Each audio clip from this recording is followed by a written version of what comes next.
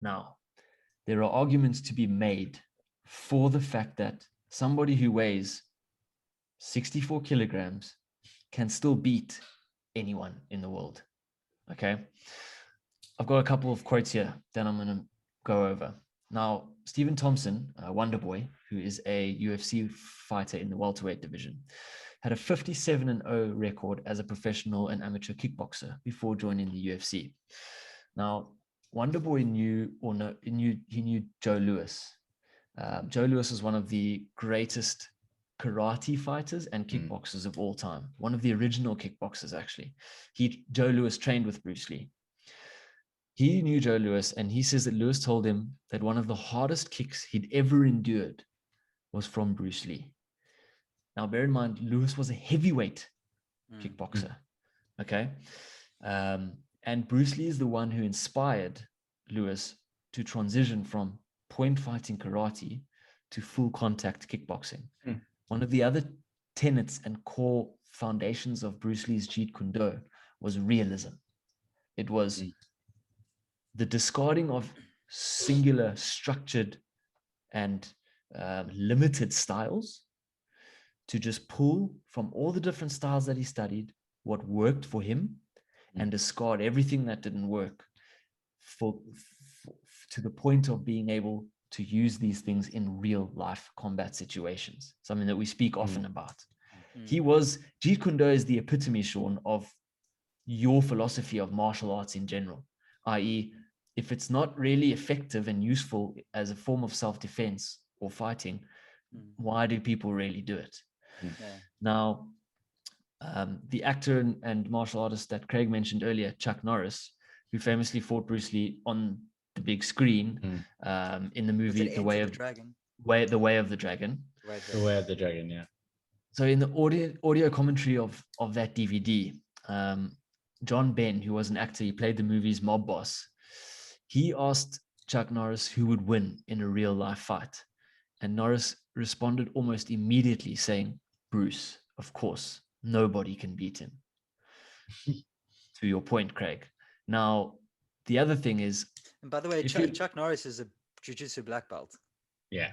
And a karate black belt. Yeah. And probably a host of other martial arts. Yeah. Yeah. He's all right. I mean, the memes don't exist for nothing. Yeah. He was also a Texas Ranger at one point. Like in real life. Yeah, he's famous for that.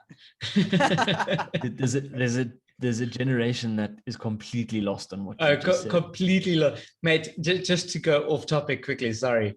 But have you guys ever watched The Expendables? Yeah. Yes.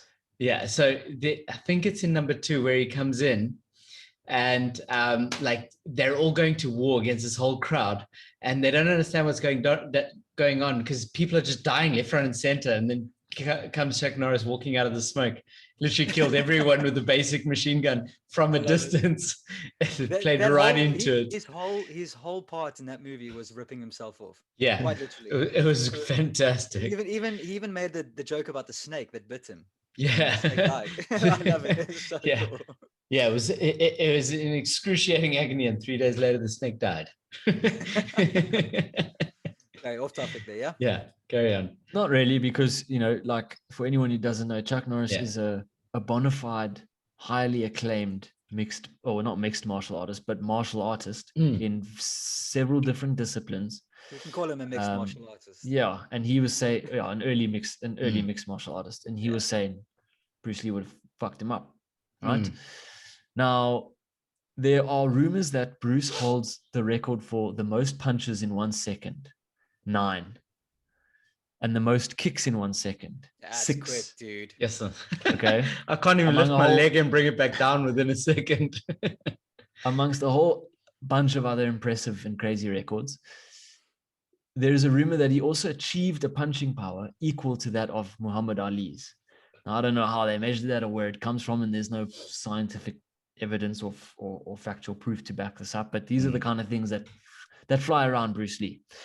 In addition to that, if you look at modern day mixed martial arts, or let's look at modern day mixed martial arts, and we go back into the early days of mixed martial arts. If you look at, and I'm going to use maybe a questionable example here, but something like Israel Adesanya versus Paulo Costa, where, okay, they were at the same weight. So it's not really what I'm trying to say. But if you look at the case of, you don't have to be big and muscly to beat up somebody who's bigger and stronger than you. All right. If you go back, Sean, you will know a lot about Royce Gracie. Right, he was 80 kilograms when he was fighting in the UFC, in the first ever UFC, tournaments that were put on back in 92, 93, I think it was. When it was still a blood sport. So he literally, like, there were no rules, right? That was the definition of no holds barred, and it was open weight. Yeah. So they didn't have weight divisions. And something interesting about Royce Gracie is that at 80 kilograms, he was fighting guys way heavier than him. He beat Ken Shamrock, who was 95 kilograms. Right, that's 15 kilograms heavier. Ken Shamrock. Yeah. And so here's another one. Royce Gracie, later on in his career, I think it was in Bellator, beat a sumo wrestler by the name of Chad Rowan, who had achieved a rank. It's not the typical sumo wrestler name. I was going to say that too. Yeah. I think he was Hawaiian. Okay. And he had achieved the rank of Yokozuna, which is the highest rank that you can get in sumo wrestling. I thought Yokozuna was a guy. He was a WWF wrestler.